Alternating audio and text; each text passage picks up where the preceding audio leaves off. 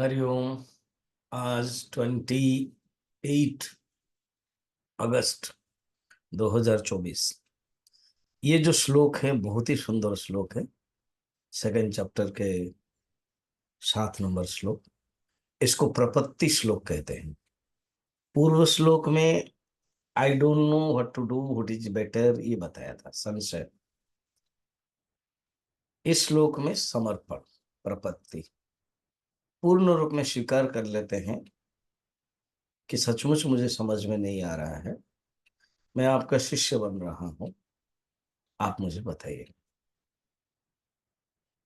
इस श्लोक को अध्यात्म साधना के लिए, साधक के लिए बहुत ही उपदायी एंड जो सिंबलिक है, प्रैक्टिकल। एक शिष्य किस प्रकार गुरु के पास जाकर के दंडायमान होना चाहिए, समर्पण करना चाहिए, बताते हैं।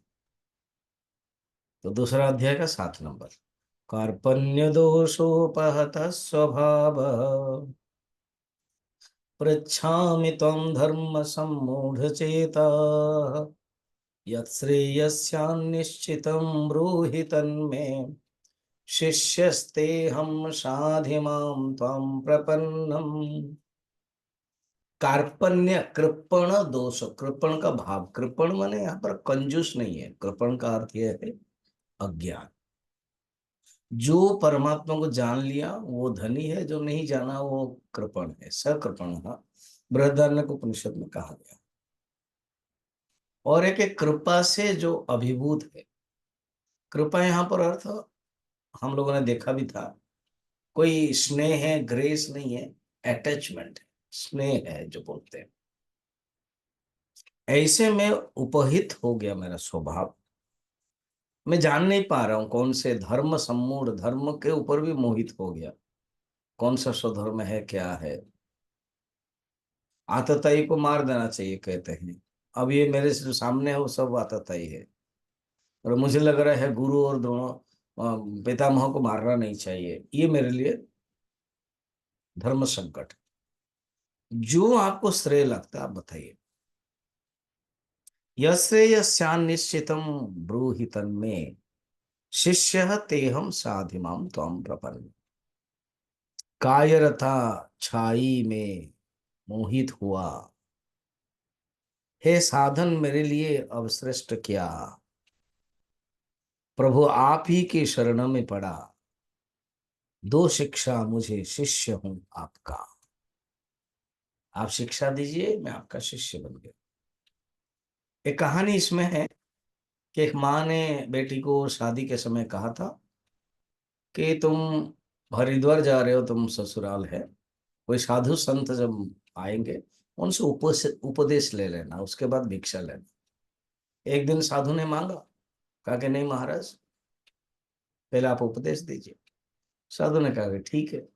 अगले दिन आए और एक कमंडल में कीचड़ भर पड़ा, डालो इसमें जो डालना है। ना खीर तो बना ही आपके लिए, ये ऐसे कैसे हो जाएगा, खराब हो जाएगा, मुझे दीजिए, मैं साफ कर लेती हूँ। तो वो ले ली, साफ कर लिया। इसी बहाने कुछ उपदेश देंगे। मगर ये साधु चल पड़े, बोले आपने तो उपदेश नहीं दिया। मैंने दे दिया माता जी, दे दिया। क्या? गंदे पात्र में तुमने खीर नहीं डाली, तुम्ही ने ही अपने मेरे पात्र को ले लिया, साफ किया। तुम्हारे मन में भी काम, क्रोध, लोभ, अहंकार आदि सब कुछ भरा पड़ा है। कैसे बताऊं उपदेश, कैसे दूं ज्ञान अमृत। क्या तुम्हारे मन को साफ किया? क्या तुम्हारे मन को मुझे दिया, समर्पण किया? एक शिष्य भाव है तुम्हारे अंदर?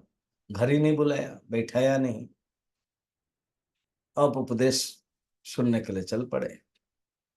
तब समझ गई, प्रणाम किया, घर बुलाई और उपदेश सुना। शिष्य, ये बहुत ही गुड क्वालिटी होता है। तो हमारे अंदर वो आए, शिष्य भाव। एक गुरु चयन करे और समर्पण कर ले, जो आप शास्त्र के द्वारा उपदेश देंगे वो मैं ग्रहण करूंगा और मैं जीवन सार्थक बनाऊंगा। तो अर्जुन की यहाँ पर सरेंडर है, तभी भगवान उपदेश देंगे। एक दो श्लोक और बाकी है, उसके बाद 11 नंबर श्लोक से भगवान उपदेश देंगे। और हम देखेंगे और भी कुछ बोल रहे हैं कि मेरे अंदर क्या भाव है। हाँ, मेरे अंदर वैराग्य है कि नहीं है, वो बता रहे हैं जो हम लोग कल देखेंगे।